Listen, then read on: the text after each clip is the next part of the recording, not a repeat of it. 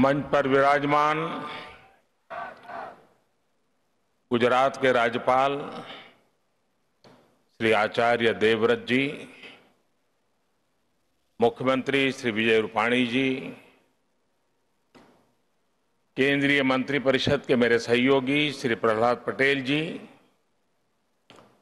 लोकसभा में मेरे साथी सांसद श्री CR पाटिल जी, अहमदाबाद के नवनिर्वाचित मेयर श्रीमान किरीट भाई, साबरमती ट्रस्ट के ट्रस्टी श्री कार्तिकेय साराभाई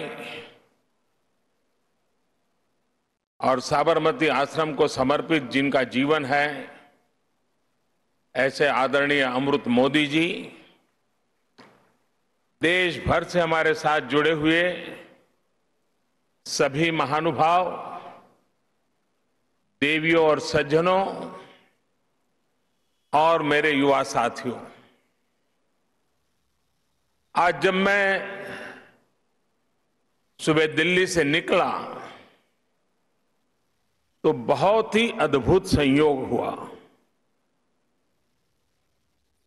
अमृत महोत्सव के प्रारंभ होने से पहले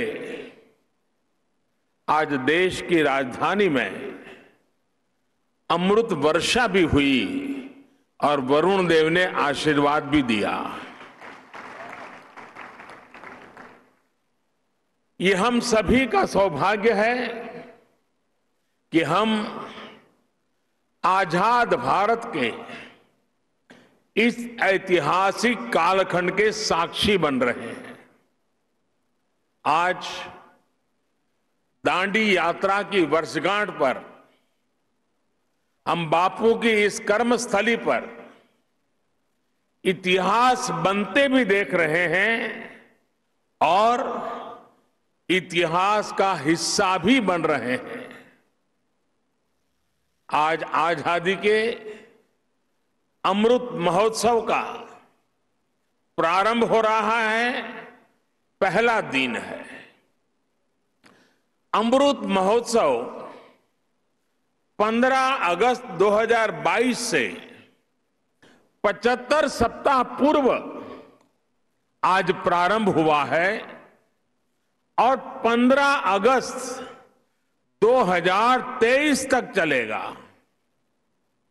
हमारे यहां मान्यता है कि जब कभी ऐसा अवसर आता है तब सारे तीर्थों का एक साथ संगम हो जाता है।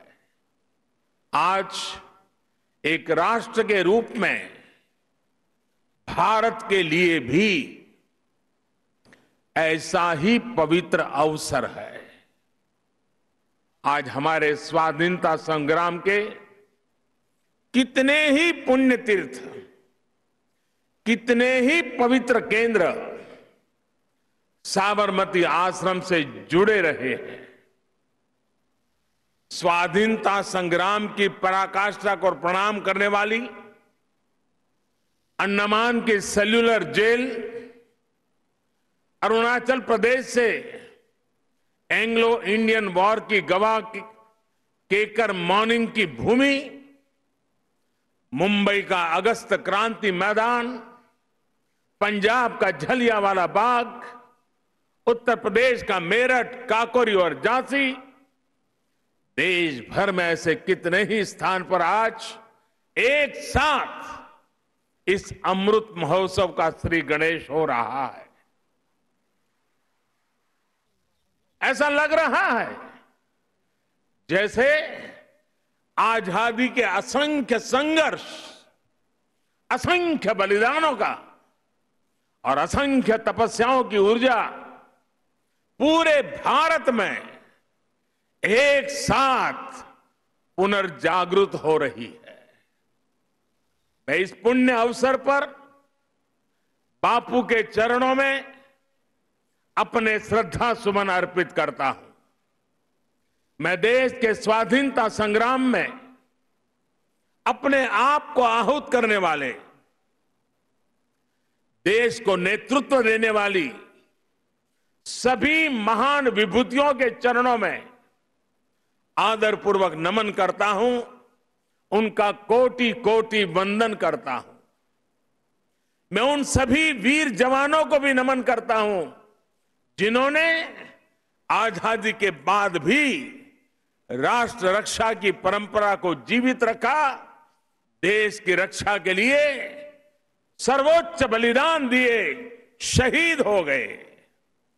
जिन पुण्य आत्माओं ने आजाद भारत के पुनर्निर्माण में प्रगति की एक एक ईंट रखी, 75 वर्ष में देश को यहां तक लाए, मैं उन सभी के चरणों में भी अपना प्रणाम करता हूं। साथियों, जब हम गुलामी के उस दौर की कल्पना करते हैं जहां करोड़ों करोड़ लोगों ने सदियों तक आजादी की एक सुबह का इंतजार किया, तब ये एहसास और बढ़ता है कि आजादी के 75 साल का अवसर कितना ऐतिहासिक है, कितना गौरवशाली है। इस पर्व में शाश्वत भारत की परंपरा भी है, स्वाधीनता संग्राम की परछाई भी है और आजाद भारत के गौरवान्वित करने वाली प्रगति भी है। इसलिए अभी आपके सामने जो प्रेजेंटेशन रखा गया, उसमें अमृत महोत्सव के 5 स्तंभों पर विशेष जोर दिया गया है। Freedom struggle, ideas at 75, achievements at 75, actions at 75 और रिजॉल्व्स एट 75। ये पांचों स्तंभ आजादी की लड़ाई के साथ साथ आजाद भारत के सपनों और कर्तव्यों को देश के सामने रखकर आगे बढ़ने की प्रेरणा देंगे। इन्हीं संदेशों के आधार पर आज अमृत महोत्सव की वेबसाइट के साथ चरखा अभियान और आत्मनिर्भर इंक्यूबेटर को भी लॉन्च किया गया है। भाइयों और बहनों, इतिहास साक्षी है कि किसी राष्ट्र का गौरव तभी जागृत रहता है जब वो अपने स्वाभिमान और बलिदान की परंपराओं को अगली पीढ़ी को भी सिखाता है, संस्कारित करता है, उन्हें इसके लिए निरंतर प्रेरित करता है। किसी राष्ट्र का भविष्य तभी उज्जवल होता है जब वो अपने अतीत के अनुभवों और विरासत के गर्व से पल पल जुड़ा रहता है। फिर भारत के पास तो गर्व करने के लिए अथाह भंडार है, समृद्ध इतिहास है, चेतनामय सांस्कृतिक विरासत है। इसलिए आजादी के 75 साल का यह अवसर एक अमृत की तरह वर्तमान पीढ़ी को प्राप्त होगा। एक ऐसा अमृत जो हमें प्रतिपल देश के लिए जीने, देश के लिए कुछ करने के लिए प्रेरित करेगा। साथियों, हमारे यहां वेदों में एक वाक्य है, मृत्यो मृक्षीय मामृताम, अर्थात हम दुख, कष्ट, क्लेश और विनाश से निकलकर अमृत की तरफ बढ़ें, अमरता की ओर बढ़ें। यही संकल्प आजादी के इस अमृत महोत्सव का भी है। आजादी का अमृत महोत्सव यानी आजादी की ऊर्जा का अमृत। आजादी का अमृत महोत्सव यानी स्वाधीनता सेनानियों से प्रेरणाओं का अमृत। आजादी का अमृत महोत्सव यानी नए विचारों का अमृत, नए संकल्पों का अमृत। आजादी का अमृत महोत्सव यानी आत्मनिर्भरता का अमृत।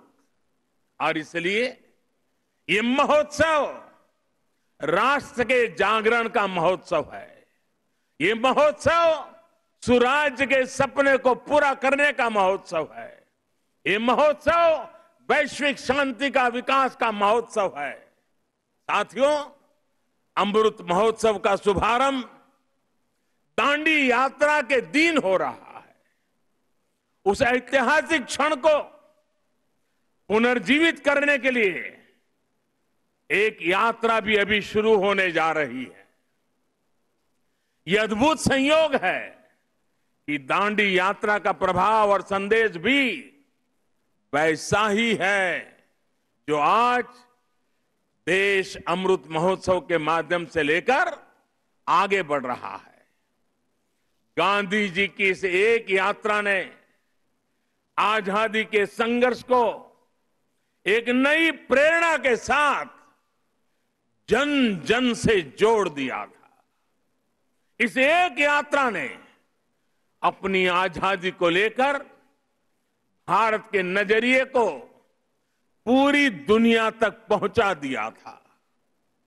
ऐसा ऐतिहासिक और ऐसा इसलिए क्योंकि बापू की दांडी यात्रा में आजादी के आग्रह के साथ साथ भारत के स्वभाव और भारत के संस्कारों का भी समावेश था। हमारे यहां नमक को कभी उसकी कीमत से नहीं आंका गया।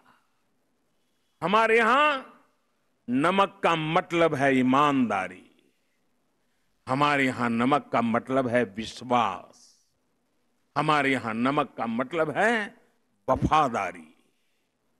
हम आज भी कहते हैं कि हमने देश का नमक खाया है।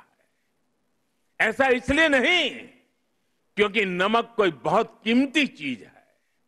ऐसा इसलिए क्योंकि नमक हमारे यहां श्रम और समानता का प्रतीक है। उस दौर में नमक भारत की आत्मनिर्भरता का एक प्रतीक था। अंग्रेजों ने भारत के मूल्यों के साथ साथ इस आत्मनिर्भरता पर भी चोट की। भारत के लोगों को इंग्लैंड से आने वाले नमक पर निर्भर हो जाना पड़े। गांधी जी ने देश के उस पुराने दर्द को समझा, जन जन से जुड़ी उस नब्ज को पकड़ा और देखते ही देखते ये आंदोलन हर एक भारतीय का आंदोलन बन गया, हर एक भारतीय का संकल्प बन गया। साथियों, इसी तरह आजादी की लड़ाई में अलग अलग संग्रामों, अलग अलग घटनाओं की भी अपनी प्रेरणाएं हैं, अपने संदेश हैं, जिन्हें आज का भारत आत्मसात कर आगे बढ़ सकता है।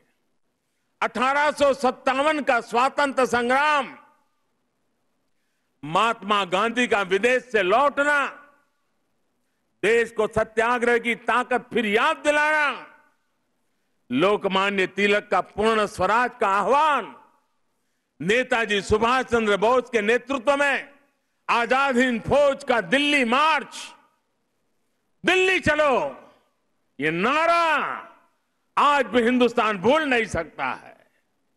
1942 का अविस्मरणीय आंदोलन, अंग्रेजों भारत छोड़ो का वो उद्घोष, ऐसे कितने ही अनगिनत पड़ाव जिनसे हम प्रेरणा लेते हैं, ऊर्जा लेते हैं।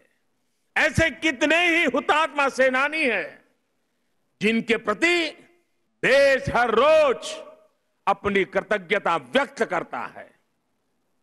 1857 की क्रांति के मंगल पांडे, तात्या टोपे जैसे वीर हों, अंग्रेजों की फौज के सामने निर्भीक गर्जना करने वाली रानी लक्ष्मीबाई हो, कित्तूर की रानी चेन्नम्मा हो, रानी गाइडिनल्यू हो, चंद्रशेखर आजाद, रामप्रसाद बिस्मिल, भगत सिंह, सुखदेव, राजगुरु, अत्फाउल्लाह खां, गुरु राम सिंह, टिटू जी, पोल रामास्वामी जैसे वीर हो, या फिर पंडित नेहरू, सरदार पटेल, बाबा साहब आंबेडकर, सुभाष चंद्र बोस, मौलाना आजाद, खान अब्दुल गफार खान, वीर सावरकर जैसे अनगिनत जननायक, ये सभी महान व्यक्तित्व आजादी के आंदोलन के पथदर्शक रहे हैं। आज इन्हीं के सपनों को भारत बनाने के लिए, उनके सपनों का भारत बनाने के लिए हम सामूहिक संकल्प ले रहे हैं, इनसे प्रेरणा ले रहे हैं। साथियों, हमारे स्वाधीनता संग्राम में ऐसे भी कितने आंदोलन हैं, कितने ही संघर्ष हैं जो देश के सामने उस रूप में नहीं आए जैसे आने चाहिए थे। ये एक एक संग्राम, संघर्ष अपने आप में भारत की असत्य के खिलाफ सत्य की सशक्त घोषणाएं हैं। एक एक संग्राम भारत के स्वाधीन स्वभाव के सबूत है। ये संग्राम इस बात का भी साक्षात प्रमाण है कि अन्याय, शोषण और हिंसा के खिलाफ भारत की जो चेतना राम के युग में थी, महाभारत के कुरुक्षेत्र में थी, हल्दी घाटी की रणभूमि में थी, शिवाजी के उद्घोष में थी, वही शाश्वत चेतना, वही अदम्य शौर्य भारत के हर क्षेत्र, हर वर्ग और हर समाज ने आजादी की लड़ाई में अपने भीतर प्रज्वलित करके रखा था। जननी जन्मभूमिश्च स्वर्गादपि गरीयसी, ये मंत्र आज भी हमें प्रेरणा देता है। आप देखिए हमारे इस इतिहास को, कोल आंदोलन हो या हो संघर्ष, खासी आंदोलन हो या संथाल क्रांति, कछोहा कछार नागा संघर्ष हो या कूका आंदोलन, भील आंदोलन हो या मुंडा क्रांति, सन्यासी आंदोलन हो या रमोसी संघर्ष, कित्तूर आंदोलन, त्रावणकोर आंदोलन, बारडोली सत्याग्रह, चंपारण सत्याग्रह, संबलपुर संघर्ष, चुआर संघर्ष, बुंदेल संघर्ष, ऐसे कितने ही संघर्ष और आंदोलनों ने देश के हर भूभाग को, हर कालखंड में आजादी की ज्योति से प्रज्वलित रखा। इस दौरान हमारी सिख गुरु परंपरा ने देश की संस्कृति, अपने रीति रिवाज की रक्षा के लिए हमें नई ऊर्जा दी, प्रेरणा दी, त्याग और बलिदान का रास्ता दिखाया। और इसका एक और अहम पक्ष है जो हमें बार बार याद करना चाहिए। साथियों, आजादी के आंदोलन की इस ज्योति को निरंतर जागृत करने का काम पूरब, पश्चिम, उत्तर, दक्षिण, हर दिशा में, हर क्षेत्र में हमारे संतों ने, महंतों ने, आचार्यों ने, भगवतों ने निरंतर किया था। एक प्रकार से भक्ति आंदोलन ने राष्ट्रव्यापी स्वाधीनता आंदोलन की पीठिका तैयार की थी। पूर्व में चैतन्य महाप्रभु, रामकृष्ण परमहंस, श्रीमद शंकर देव जैसे संतों के विचारों ने समाज को दिशा दी, अपने लक्ष्य पर केंद्रित रखा। पश्चिम में मीराबाई, एकनाथ, तुकाराम, रामदास, नरसिंह मेहता हुए। उत्तर में संत रामानंद, कबीरदास, गोस्वामी तुलसीदास, सूरदास, गुरु नानक देव, संत रैदास। दक्षिण में माधवाचार्य, निम्बाकारचार्य, वल्लभाचार्य, रामानुजाचार्य हुए। भक्ति काल के इसी खंड में मलिक मोहम्मद जायसी, रसखान, सूरदास, केशवदास, विद्यापति जैसे महानुभावों ने अपनी रचनाओं से समाज को अपनी कमियां सुधारने के लिए प्रेरित किया। ऐसे अनेकों व्यक्तित्वों के कारण यह आंदोलन क्षेत्र की सीमा से बाहर निकल करके पूरे भारत के जन जन को अपने आप में समेट लिया। आजादी के असंख्य आंदोलनों में ऐसे कितने ही सेनानी, संत आत्माएं, ऐसे अनेक वीर बलिदानी हैं जिनकी एक एक गाथा अपने आप में इतिहास का एक एक स्वर्णिम अध्याय है। हमें इन महानायकों, महानायिकाओं, उनका जीवन इतिहास भी देश के सामने पहुंचाना है। इन लोगों की जीवन गाथाएं, उनके जीवन का संघर्ष, हमारे स्वतंत्रता आंदोलन के उतार चढ़ाव, कभी सफलता कभी असफलता, हमारी आज की पीढ़ी को जीवन का हर पाठ सिखाएगी। एकजुटता क्या होती है, लक्ष्य को पाने की जिद क्या होती है, जीवन का हर रंग वो और बेहतर तरीके से समझेंगे। भाई और बहनों, आपको याद होगा इसी भूमि के वीर सपूत श्यामजी कृष्ण वर्मा अंग्रेजों की धरती पर रहकर उनकी नाक के नीचे जीवन की आखिरी सांस तक आजादी के लिए संघर्ष करते रहे। लेकिन उनकी अस्थियां 7 दशकों तक इंतजार करती रही कि कब उन्हें भारत माता की गोद नसीब होगी। आखिरकार 2003 में विदेश से श्यामजी कृष्ण वर्मा की अस्थियां मैं अपने कंधे पर उठा करके ले आया था।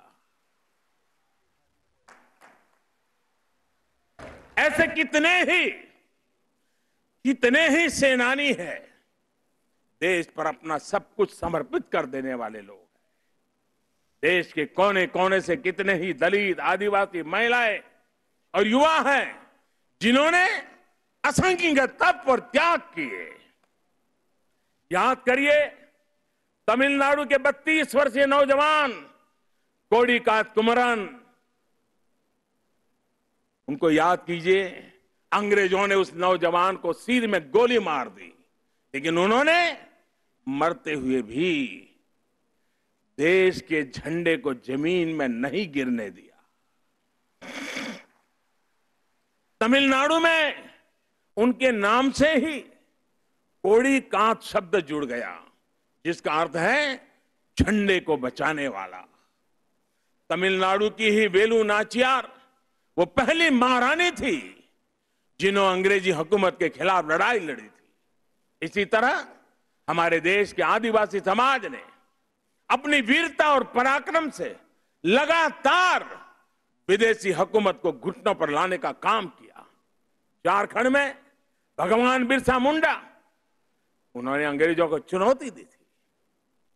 तो मुर्मू भाइयों ने संथाल आंदोलन का नेतृत्व किया था।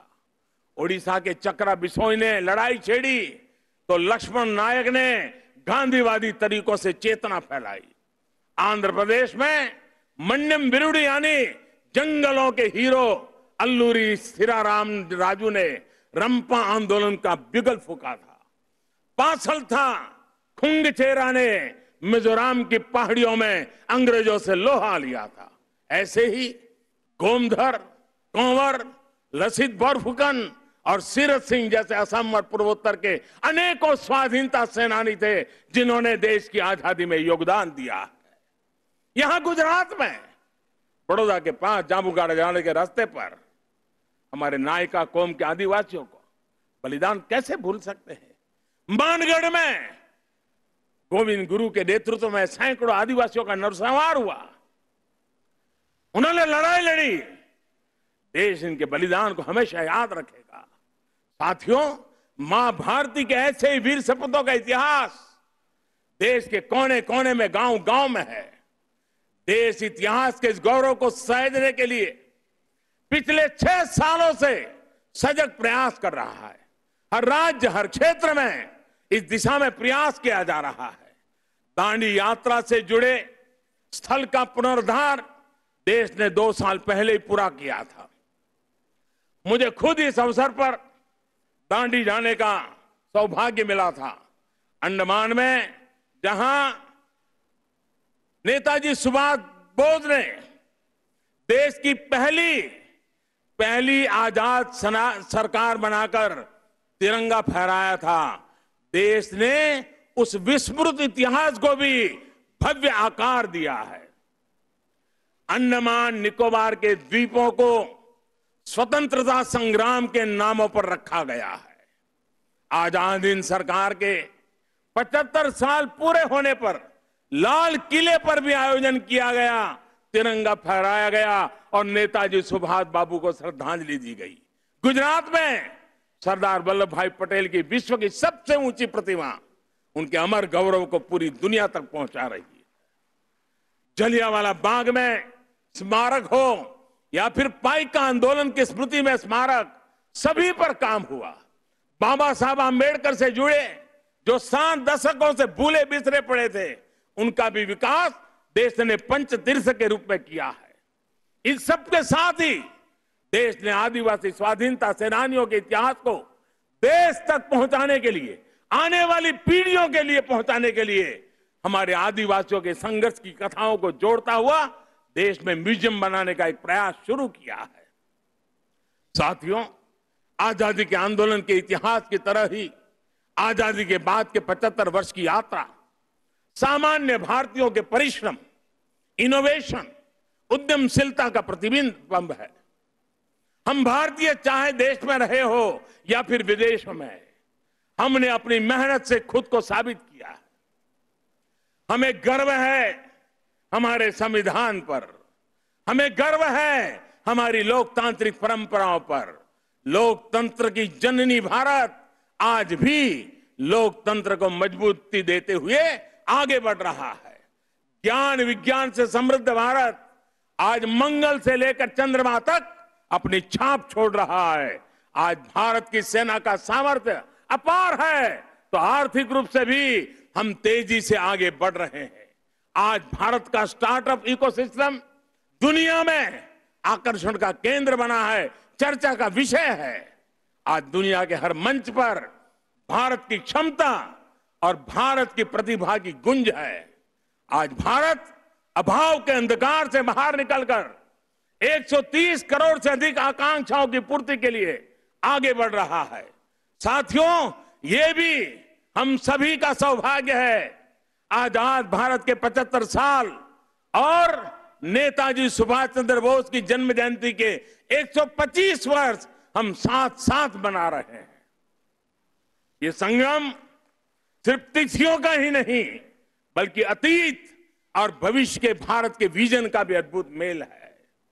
नेताजी सुभाष चंद्र बोस ने कहा था कि भारत की आजादी की लड़ाई सिर्फ ब्रिटिश साम्राज्यवाद के विरुद्ध नहीं है, बल्कि वैश्विक साम्राज्यवाद के विरुद्ध है। नेताजी ने भारत की आजादी को पूरी मानवता के लिए जरूरी बताया था। समय के साथ नेताजी की ये बात सही सिद्ध हुई। भारत आजाद हुआ तो दुनिया में दूसरे देशों में भी स्वतंत्रता की आवाजें बुलंद हुई और बहुत ही कम समय में साम्राज्यवाद का दायरा सिमट गया। और साथियों, आज भी भारत की उपलब्धियां आज सिर्फ हमारी अपनी नहीं है, बल्कि ये पूरी दुनिया को रोशनी दिखाने वाली है, पूरी मानवता को उम्मीद जगाने वाली है। भारत की आत्मनिर्भरता से ओतप्रोत हमारी विकास यात्रा पूरी दुनिया की विकास यात्रा को गति देने वाली है। कोरोना काल में ये हमारे सामने प्रत्यक्ष सिद्ध भी हो रहा है। मानवता को महामारी के संकट से बाहर निकालने में, वैक्सीन निर्माण में भारत की आत्मनिर्भरता का आज पूरी दुनिया को लाभ मिल रहा है। आज भारत के पास वैक्सीन का सामर्थ्य है, तो वसुधैव कुटुंबकम के भाव से हम सबके दुख दूर करने में काम आ रहे हैं। हमने दुख किसी को नहीं दिया, लेकिन दूसरों का दुख कम करने में खुद को खपा रहे हैं। यही भारत का आदर्श है, यही भारत का शाश्वत दर्शन है, यही आत्मनिर्भर भारत का भी तत्व ज्ञान है। आज दुनिया के देश भारत का धन्यवाद कर रहे हैं, भारत में भरोसा कर रहे हैं। यही नए भारत के सूर्योदय की पहली छटा है, यही हमारे भव्य भविष्य की पहली आभा है। साथियों, गीता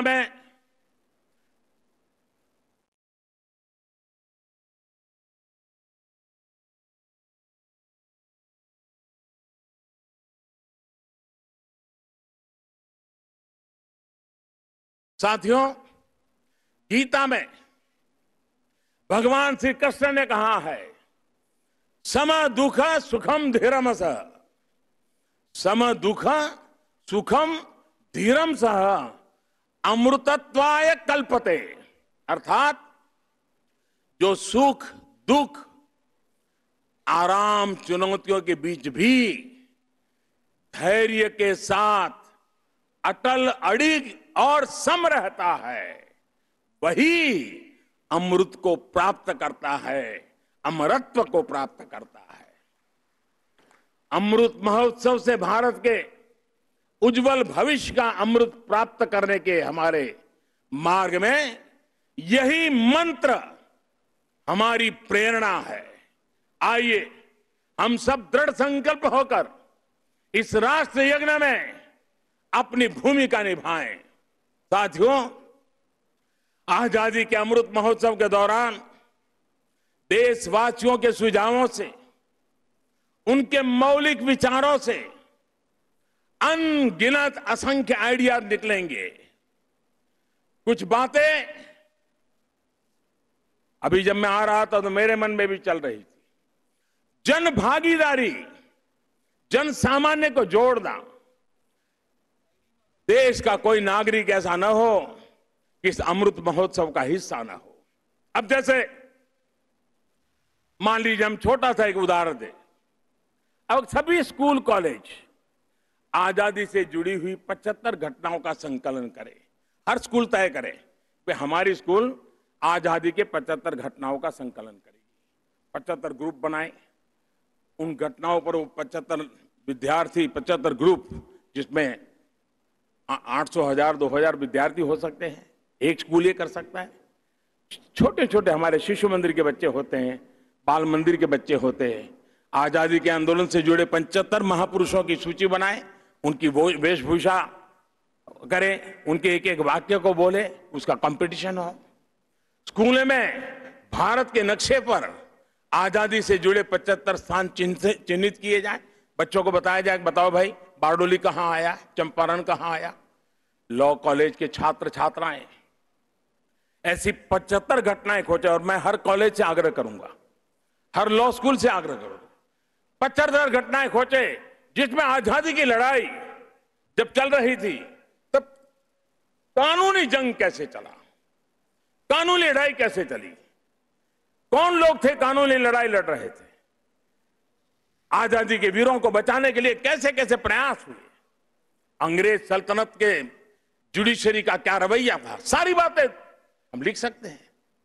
जिनका इंटरेस्ट नाटक में है वो नाटक लिखे, फाइनेंस के विद्यार्थी उन घटनाओं पर पेंटिंग बनाए, जिसका मन करे कि वो गीत लिखे वो कविताएं लिखे। ये सब शुरू में हस्तलिखित हो, बाद में इसको डिजिटल स्वरूप भी दिया जाए। और मैं चाहूंगा कुछ ऐसा कि हर स्कूल कॉलेज का ये प्रयास उस स्कूल कॉलेज की धरोहर बन जाए, और कोशिश हो कि ये काम इसी 15 अगस्त से पहले पूरा कर लिया जाए।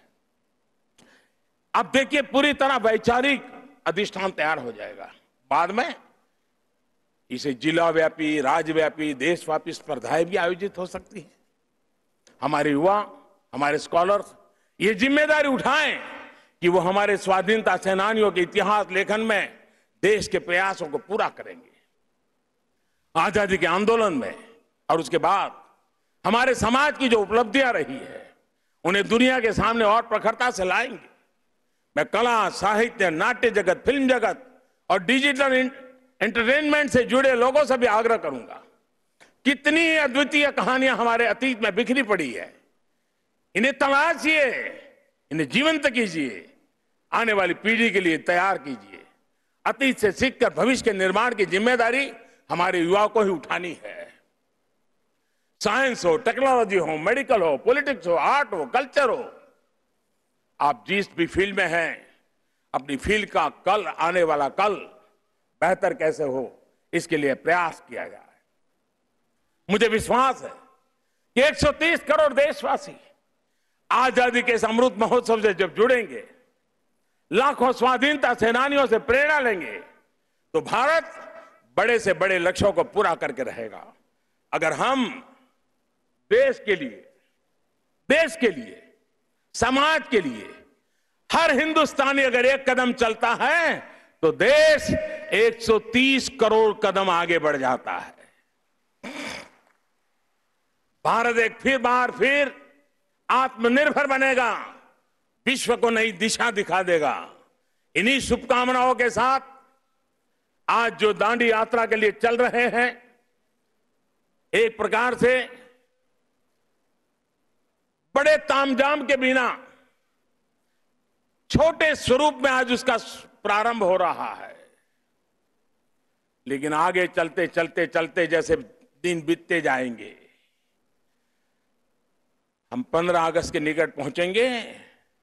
ये एक प्रकार से पूरे हिंदुस्तान को अपने में समेट लेगा, ऐसा बड़ा महोत्सव बन जाएगा, ऐसा मुझे विश्वास है। हर नागरिक का संकल्प होगा, हर संस्था का संकल्प होगा, हर संगठन का संकल्प होगा, देश को आगे ले जाने का, आजादी के दीवानों को श्रद्धांजलि देने का यही रास्ता होगा। मैं इन्हीं कामना के साथ, इन्हीं शुभकामनाओं के साथ मैं फिर एक बार आप सबको बहुत बहुत धन्यवाद देता हूं। मेरे साथ बोलेंगे, भारत माता की, भारत माता की, भारत माता की, भारत माता की, वंदे वंदे वंदे वंदे। जय हिंद, जय